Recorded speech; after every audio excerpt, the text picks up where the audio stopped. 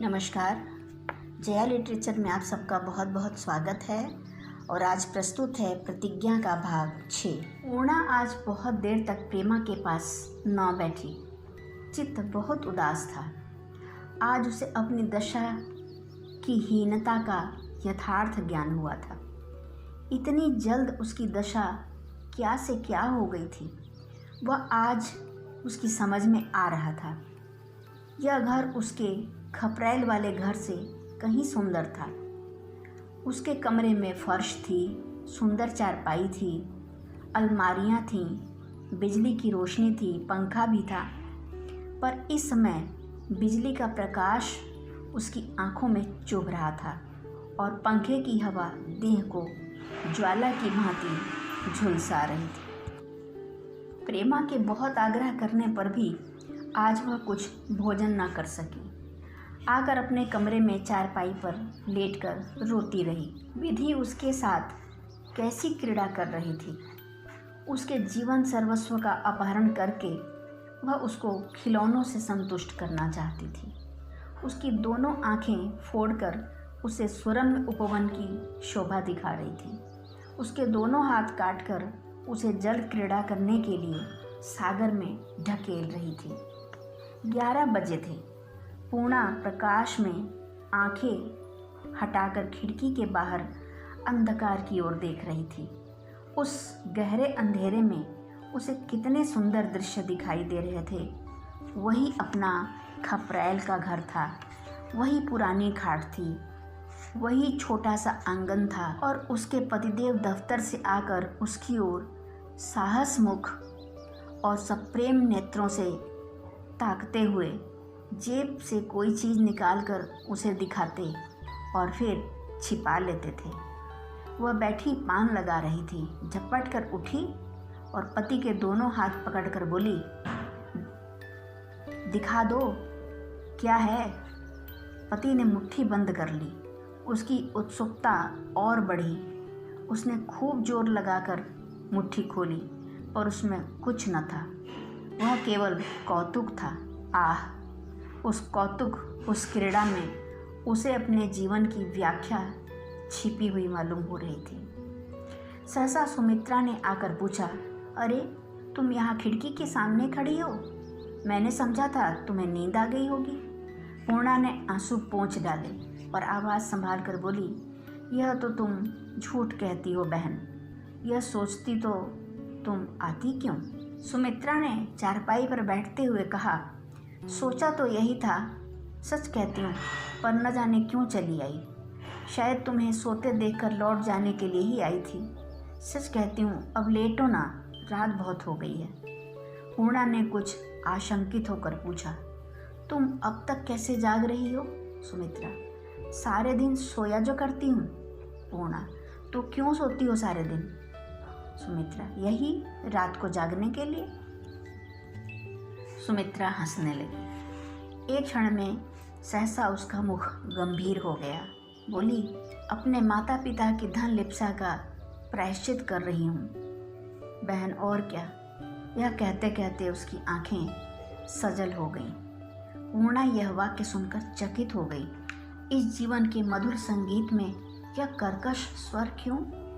सुमित्रा किसी अंतर्वेदना से विकल होकर बोली, तुम देख लेना बहन, एक दिन यह महल ढह जाएगा। यही अभिशाप मेरे मुंह से बार बार निकलता है। पूर्णा ने विस्मित होकर कहा, ऐसा क्यों कहती हो बहन? फिर उसे एक बात याद हो गई। पूछा, क्या अभी भैया जी नहीं आए? सुमित्रा द्वार की ओर भयभीत नेत्रों से देखती हुई बोली, अभी नहीं, 12 ही तो बजे हैं, इतनी जल्दी क्यों आएंगे? न 1, न 2, न 3, मेरा विवाह तो इस महल से हुआ है। लाला बद्री प्रसाद की बहू हूँ। इससे बड़े सुख की कल्पना कौन कर सकता है? भगवान ने किस लिए मुझे जन्म दिया, समझ में नहीं आता। इस घर में मेरा कोई अपना नहीं है बहन। मैं ज़बरदस्ती पड़ी हूँ। मेरे मरने जीने की किसी को परवाह नहीं है। तुमसे यही प्रार्थना है कि मुझ पर दया रखना। टूटे हुए तारों से मीठे स्वर नहीं निकलते। तुमसे न जाने क्या क्या कहूँगी, किसी से कह न देना। नहीं तो मैं और भी विपत्ति में पड़ जाऊं। हम दोनों दुखियां हैं। तुम्हारे हृदय में सुखद स्मृतियां हैं, मेरे में वह भी नहीं। मैंने सुख देखा ही नहीं और न देखने की आशा ही रखती हूँ। पूर्णा ने एक लंबी सांस खींचकर कहा, मेरे भाग्य से अपने भाग्य की तुलना न करो बहन। पराश्रय से बड़ी विपत्ति दुर्भाग्य के कोष में नहीं है। सुमित्रा सूखी हंसी हंसकर बोली, वह विपत्ति क्या मेरे सिर नहीं है बहन? अगर मुझे कहीं आश्रय होता तो इस घर में एक क्षण भी न रहती। सैकड़ों बार माता पिता को लिख चुकी हूँ कि मुझे बुला लो, मैं आजीवन तुम्हारे चरणों में पड़ी रहूँगी, पर उन्होंने भी मेरी ओर से अपना हृदय कठोर कर लिया। जवाब में उपदेशों का एक पोथा रंगा हुआ आता है जिसे मैं कभी नहीं पढ़ती। इस घर में एक ससुर जी हैं जिन्हें ईश्वर ने हृदय दिया है और सब के सब पाषाण हैं। मैं तुमसे सत्य कहती हूँ बहन, मुझे इसका दुख नहीं है कि यह महाशय क्यों इतनी रात गए आते हैं या उनका मन और किसी से अटका हुआ है। अगर आज मुझे मालूम हो जाए कि यह किसी रमणी पर लट्टू हो गए हैं तो मेरा आधा क्लेश मिट जाए। मैं मूसरों से ढोल बजाऊं। मुझे तो यह रोना है कि इनके हृदय नहीं, हृदय की जगह स्वार्थ का एक रोड़ा रखा हुआ है। न पुस्तकों से प्रेम, न संगीत से प्रेम, न विनोद से प्रेम, प्रेम है पैसे से। मुझे तो विश्वास नहीं है कि इन्हें सिनेमा में आनंद आता हो, वहाँ भी कोई न कोई स्वार्थ है। लेन देन, सवाए ड्योढ़े, घाटे नफ़े में इनके प्राण बसते हैं और मुझे इन बातों से घृणा है। कमरे में आते हैं तो पहली बात उनके मुंह से निकलती है वह यह कि अभी तक बत्ती क्यों नहीं बुझाई। वह देखो सवारी आ गई, अब घंटे 2 घंटे किफ़ायत का उपदेश सुनना पड़ेगा। यूँ मैं धन को तुच्छ नहीं समझती, संचय करना अच्छी बात है, पर यह क्या कि आदमी धन का दास हो जाए। केवल इन्हें चिढ़ाने के लिए कुछ न कुछ फिजूल खर्च किया करती हूँ। मज़ा तो यह है कि इन्हें अपने ही पैसों की आखर नहीं होती। मैं अपने पास से भी कुछ नहीं खर्चा कर सकती। पिताजी महीने में 40-50 रुपये भेज देते हैं। इस घर में तो कानी कौड़ी भी ना मिले। मेरी जो इच्छा होती है करती हूँ, वह भी आपसे नहीं देखा जाता।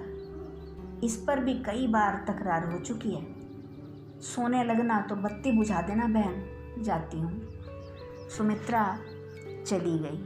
पूर्णा ने बत्ती बुझा दी और लेटी, पर नींद कहाँ।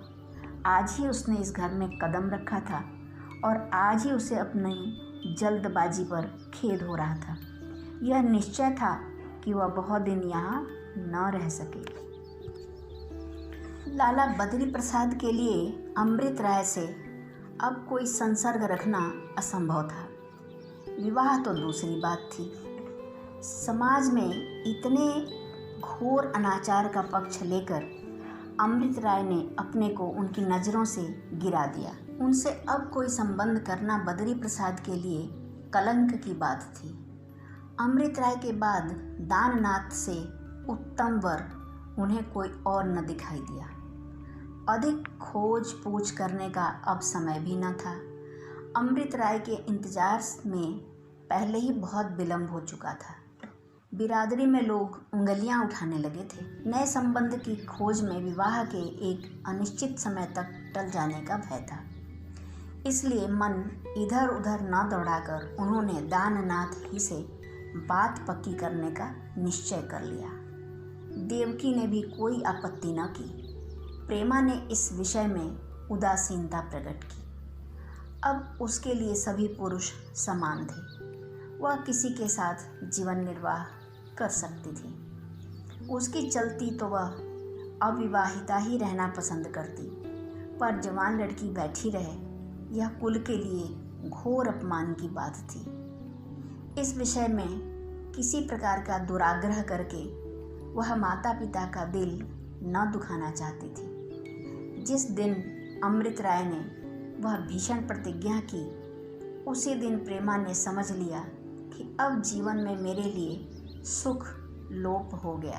पर अविवाहिता रहकर अपनी हंसी कराने की अपेक्षा किसी की होकर रहना कहीं सुलभ था। आज 2-3 साल पहले दाननाथ ही से उसके विवाह की बातचीत हो रही थी। यह वह जानती ही थी। बीच में परिस्थिति ना बदल गई होती तो आज वह दाननाथ के घर होती। दाननाथ को वह कई बार देख चुकी थी। वह रसिक हैं, सज्जन हैं, विद्वान हैं, यह उसे मालूम था। उनकी सच्चरित्रता पर भी किसी को संदेह न था। देखने में भी वह बहुत ही सजीले गठीले आदमी थे। ब्रह्मचर्य की कांति मुख पर झलकती थी। उससे उन्हें प्रेम था, यह भी उससे छिपा न था। आंखें हृदय के भेद खोल ही देती हैं। अमृत राय ने हंसी हंसी में प्रेमा से इसकी चर्चा भी कर दी थी। यह सब होते हुए प्रेमा को इनका जो कुछ ख्याल था वह इतना ही था कि वह अमृत राय के गहरे दोस्त हैं। उनमें बड़ी घनिष्ठता है। वह धनी नहीं थे, पर यह कोई ऐब न था, क्योंकि प्रेमा विलासनी न थी। क्यों उसका मन अमृत राय की ओर बढ़ता था और दाननाथ की ओर से खींचता था, इसका कोई कारण वह स्पष्ट नहीं कर सकती थी। पर इस परिस्थिति में उसके लिए और कोई उपाय नहीं था। फिर भी अब तक उसने दाननाथ को कभी इस दृष्टि से ना देखा था। उसने मन में एक संकल्प कर लिया था। अब हृदय में वह स्थान खाली हो जाने के बाद दाननाथ को वहाँ प्रतिष्ठित करने में उसे क्षोभ नहीं हुआ। उसने मन को टटोल कर देखा तो उसे ऐसा मालूम हुआ कि वह दाननाथ से प्रेम भी कर सकती है। बदरी प्रसाद विवाह के विषय में उसकी अनुमति आवश्यक समझते थे। कितनी ही बातों में वह बहुत ही उदार थे। प्रेमा की अनुमति पाते ही उन्होंने दाननाथ के पास पैगाम भेज दिया। दाननाथ अब बड़े असमंजस में पड़े। यह पैगाम पाते ही उन्हें फूल उठना चाहिए था, पर यह बात न हुई। उन्हें अपनी स्वीकृति लिख भेजने में 1 सप्ताह से अधिक लग गया। भांति भांति की शंकाएं होती थीं। वह प्रेमा को प्रसन्न रख सकेंगे, उसके हृदय पर अधिकार पा सकेंगे? ऐसा तो न होगा कि जीवन भार स्वरूप हो जाए। उनका हृदय इन प्रश्नों का बहुत ही संतोषप्रद उत्तर देता था। प्रेम में यदि प्रेम को खींचने की शक्ति है तो वह अवश्य सफल होंगे, लेकिन औचित्य की कसौटी पर कसने में उन्हें अपना व्यवहार मैत्री ही नहीं सौजन्य के प्रतिकूल जंचता था। अपने प्राणों से भी प्यारे मित्र के त्याग से लाभ उठाने का विचार उन्हें कातर कर देता था। ऐसा ही प्रतीत होता था मानो उसका घर जल रहा है और वह ताप रहे हैं। उन्हें विश्वास था कि प्रेमा से जितना प्रेम मैं करता हूँ उतना अमृत राय नहीं करते। उसके बिना उन्हें अपना जीवन शून्य निरुद्देश्य जान पड़ता था। वह पारिवारिक वृत्ति के मनुष्य थे। सेवा, प्रचार और आंदोलन उनके स्वभाव में नहीं था। कीर्ति की अभिलाषा भी न थी। निष्काम कर्म तो बहुत दूर की बात है। अंत में बहुत सोचने विचारने के बाद उन्होंने यही स्थिर किया कि एक बार अमृत राय को फिर टटोलना चाहिए। यदि अब भी उनका मत वह बदल सकें तो उन्हें आनंद ही होगा, इसमें कोई संदेह न था। जीवन का सुख तो अभिलाषा में है। यह अभिलाषा पूरी हुई तो कोई दूसरी खड़ी होगी।